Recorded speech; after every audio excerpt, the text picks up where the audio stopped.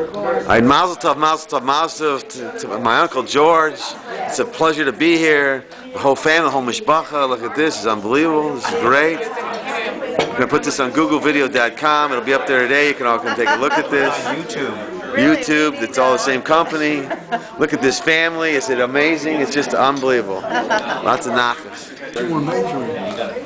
Proud to be here. Happy birthday, Dad. Yeah. Good job. This is the man. This is it. All right. Very cool. It was cool. Very good schmack. All right. Schmack. What you want to major in? Psychology. And we'll put this up. This is lawyer talk. Get the chapter 13. No, I can't do that. Yeah. This nice lady let me into her pool when I was 2 years old. It's amazing. And I have pictures too. Really? There you go. All right. Say a little mazel tov or something, you know. Say something nice about my dad, even if you have to lie. That's right. It's a beautiful piece. I don't take not too many pictures. It's nice to see old friends again. Isn't it great? It is the best. Nice to be here. We got to do this more than every 5 years. It's ridiculous. It's my Aunt Reva. I don't know what we'd do without her. She is such a strong woman. She rallies the whole family. She is so special. The wind beneath the wings for sure. All right, we're very, very happy to be part of this whole symphony. Zoom in here. A little mazel tov. Mazel tov, my Uncle George. That bib one.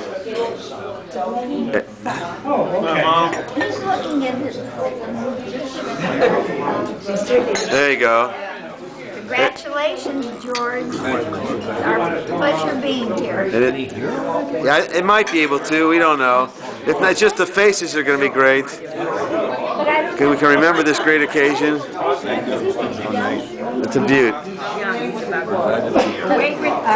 I don't know when. We're glad you came. Oh, that could be.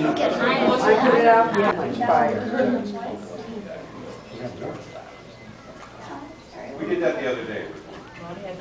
All right, where's Dad sitting? Here he is. Okay. Bring it over. Bring it over in front of him or what? We're going to do it right here. Happy birthday to you. Happy birthday to you. Turn around. Happy birthday, dear George. Happy birthday to you.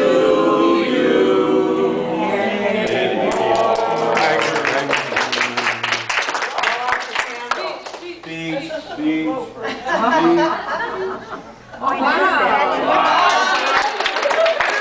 doesn't want to get out of breath. I don't have it to start with.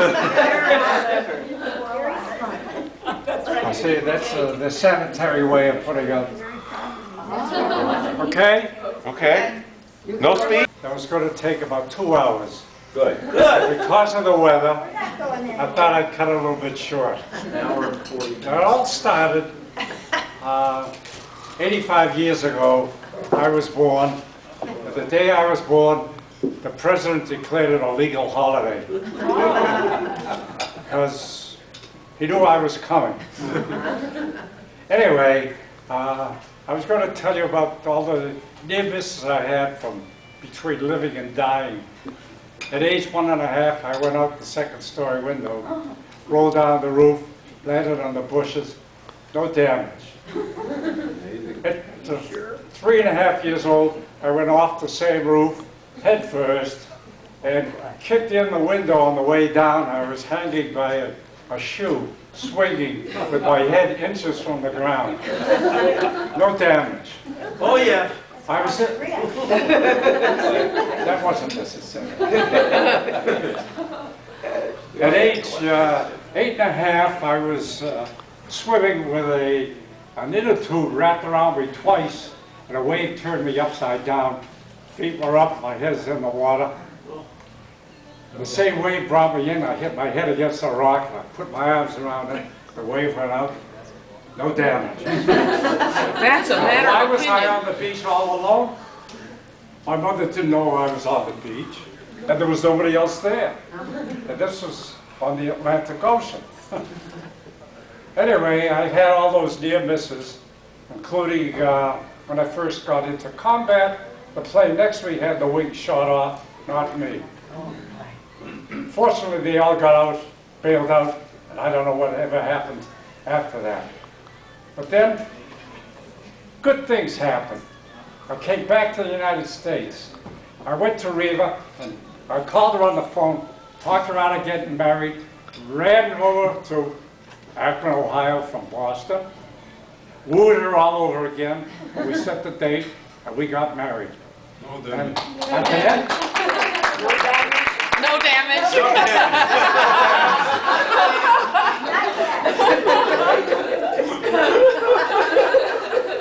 now, if anybody asks me what the longevity is, it's because my wife took good care of me, and she was very good to me, especially in bed. She let me sleep. And that's the end of my story.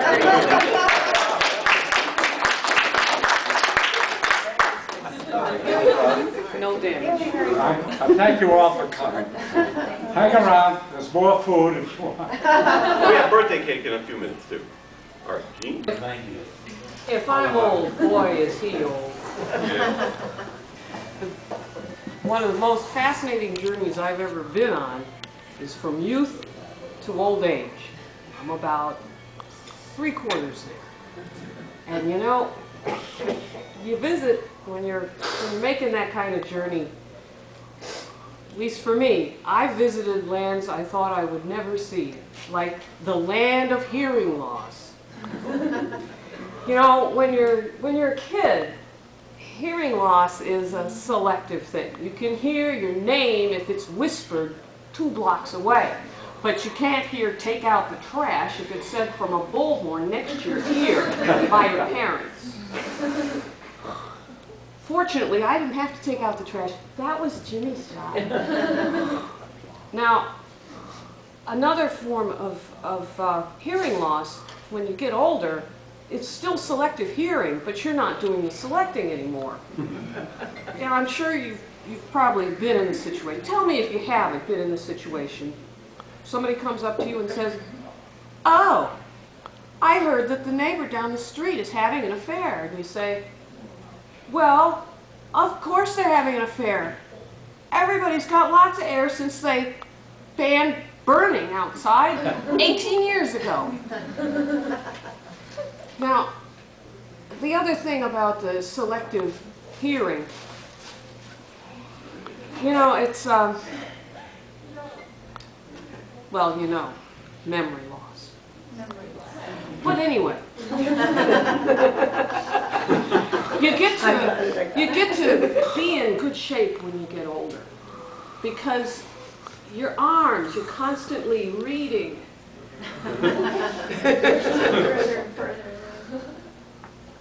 And you know, when you get to be old, the really neat thing is that you can be a boring old fart. I love it. All you need in order to be a boring old fart is to mention technology that it not only is so old, it's so old that the words don't even make any sense to people. Kind of like, well, AM radios, carbon paper, or you can mention tasks, accomplishments that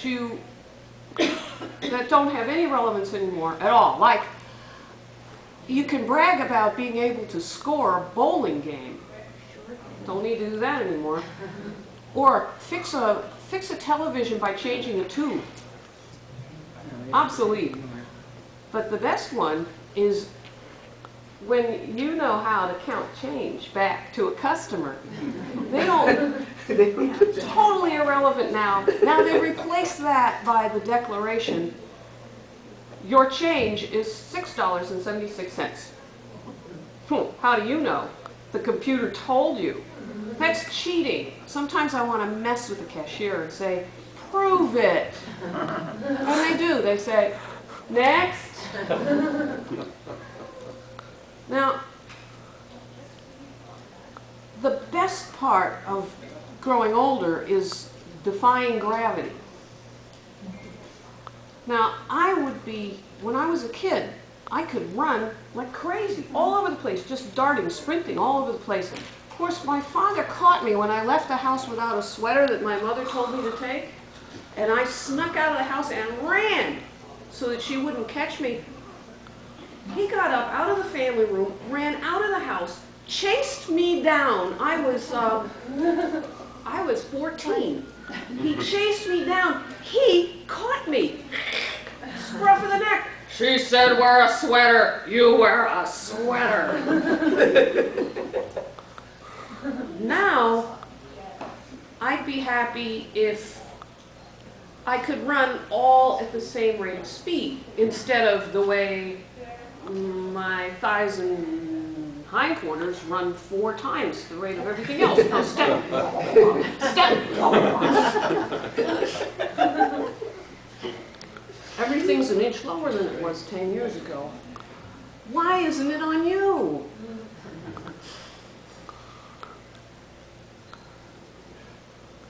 You know, the best part of defying gravity is defying the gravity of the situation.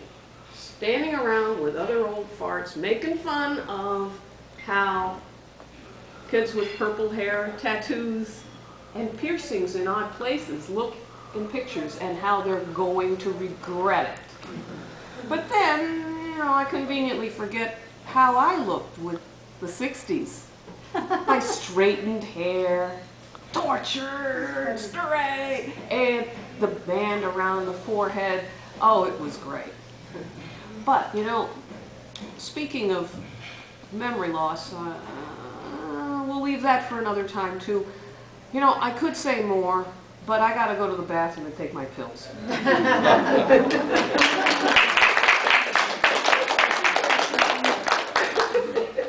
Thank you for those inspiring words. I personally have a lot to look forward to, I can tell.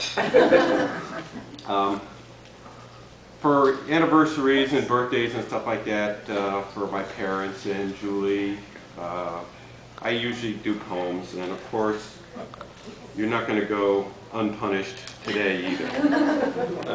So, here's to Dad at 85. We're here today to honor Dad, who's now 5 fourscore. What could we say to flatter him which has not been said before? These lines are repeat history. I've recycled quite a few. I count on failing memory to make them all seem new. I've never known for brevity, so at this extravaganza, to honor Dad's longevity, I've added extra stanzas. His companion since their marriage has provided more than spice, giving comfort and a dosage of medical advice. Mom has been his foil and a committed, loving wife. She's certainly hard-boiled to endure "Hey lady" all her life. For years he sought a patent on a project we all dread. I refer to his improvements on his stylish Murphy bed. His life's been full of action where he's played many a role. Inventor, pilot, Lincoln, with a style that's cute and droll. His health routine's been rigorous, though it seems somewhat ironic that a man still seen as vigorous should now be so bionic. With stories he is most adroit, and I must give him his due, regaling us with exploits and his deeds in World War II. He's raised 3 bumbling children, neither bounders, scamps, or cads, and we wouldn't take $1 million in exchange for dear old Dad. Saba is what he's known as, where grandchildren are concerned, a moniker with much pizzazz, which he has proudly earned. Absorbing this without a pause, for Dad is not a snap. I'll have to cut it off because it's past time for his nap. It's time for us to lob a toast somewhat contrived. So raise your glass to Saba, to our Dad at 85.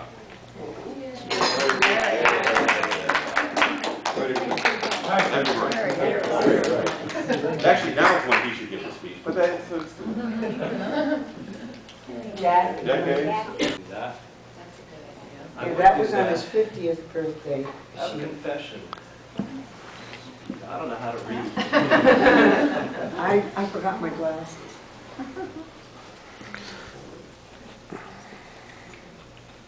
there. So back there. Back there. This is how they made paper.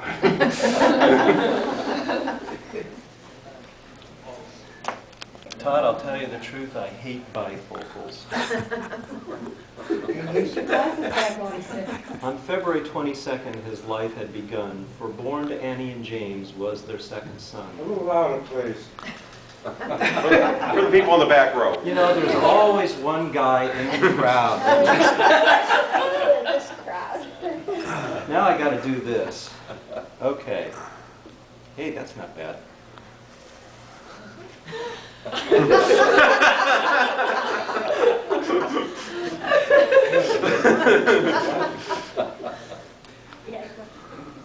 On February 22nd, his life had begun, for born to Annie and Jamie was their second son.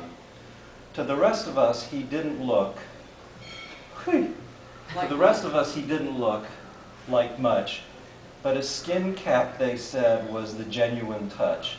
And as the years went swiftly by, we knew the prediction was justified, for he was the brightest of us all.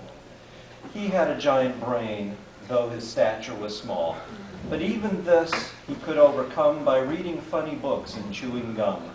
The proceeding is an inside story. Though it was funny, it was also gory. For he grew 5 inches in a few short weeks, developed curly hair and rosy cheeks. He may have been bedridden, but he got in his licks. There was nothing he couldn't make or fix.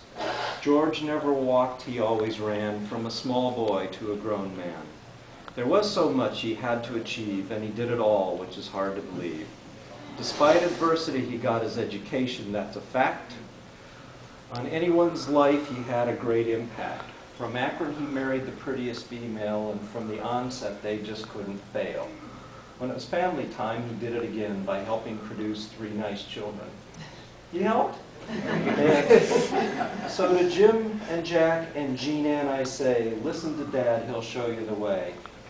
He plays excellent bridge and flies a plane. Despite his good looks, he's not even vain. As a bowler, I understand he is great. His physique is perfect, he watches his weight. He's a wonderful son, brother, husband, and dad. What more can I say except that I'm glad that he touched my life and played a big part of a wonderful brother with a great big heart. We wish you 50 good more years. Congratulations and 3 big cheers.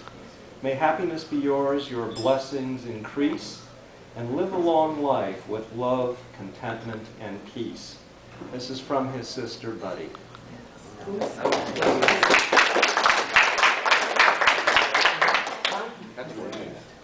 His sister.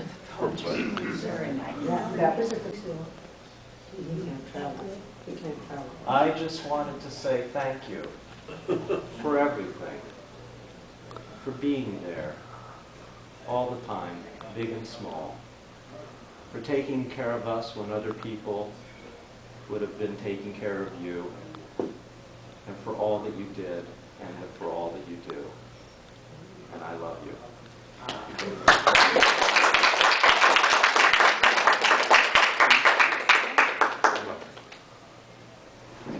Say, I got to tell a story about George. Yes. I got to tell a story about George. He walked by Dunn Quigley the other day. And I looked at him and he told him to come back and he felt better.